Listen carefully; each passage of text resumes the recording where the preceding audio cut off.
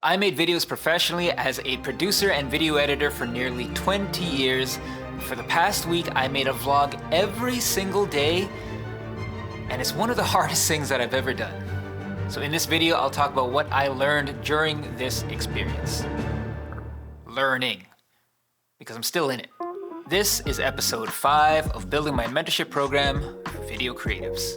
So how do you like this red hoodie, by the way? I wanted to contrast the blue wall that I got back there, but I feel it's a bit too much.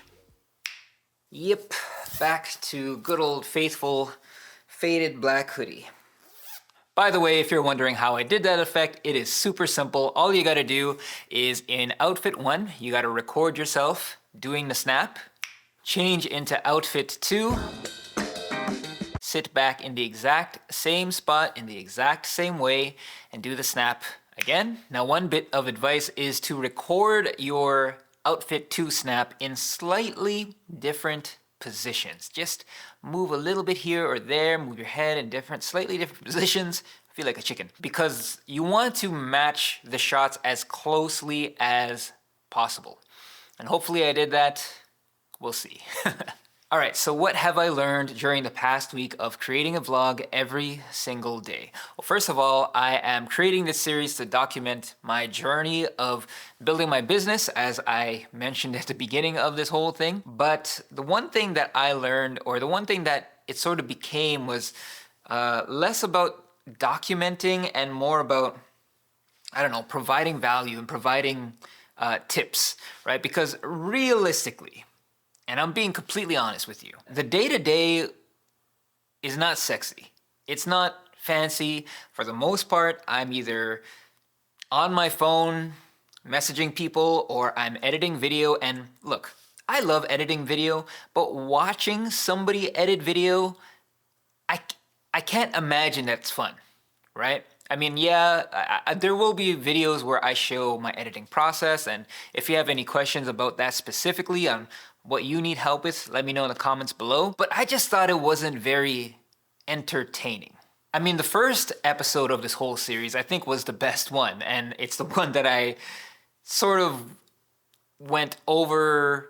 I overachieved on it. I kind of went a little bit too crazy on it, and you can see how I paid for it in the second episode. It was just less about documenting and more about giving advice, right? The last video that I talked about was how to talk to camera authentically. I mean, even in this video, I gave you that tip of how to, do that little outfit change transition thing. And that's honestly what I enjoy more. And we'll get to that a little bit later. One of the things that I learned is that vlogging is hard. It's a process that, to be honest, I am not used to doing, but my days are usually the same. Day 1 was more or less the same as day 4. Drop off my kids, hop on the computer, message people, interact with people, have conversations, see if people are a right fit and all that stuff, have lunch, do that again, pick up my daughter from school. That's it. And then what I would do is I would film, obviously, throughout the day, and then I would edit the video late at night. The past few nights, I haven't been getting that much sleep. It has been a fun, creative experience, right? There have been moments that I really enjoyed, and again, I love making videos. I love it. But at the same time, this stuff takes time, right? There is no way around it, especially to the standard of quality that I want. I know that there's a lot of people talking about how YouTube is on easy mode and you could just film yourself on a camera, just in one spot, and that's literally what I'm doing right now. But it's not the kind of video that I want to make. And that's actually the second thing that I learned. I mentioned this in another video. It's basically whether you should have a niche or not. And my feeling as a creative person, as an artist, is that you should make the videos that you love making. Now, my niche is creative mindset and video production and video tips to help you create your own videos and all of that stuff. But I want to do it in a way that I like doing. right? And I can't say that vlogging is necessarily how I enjoy doing it. And so I'll take some time over the weekend to think about how to do that, how to do it in a way that feels right with me, because ultimately that is what matters the most. If you do something for too long and it's something that you actually don't really enjoy doing in the way that you want to do it, it just becomes frustrating. And seeing that I've already been through that experience working in, in the corporate spaces and agencies and whatnot, I already knew. I'm like, nah, I'm not gonna do that. So I'm just not gonna do it.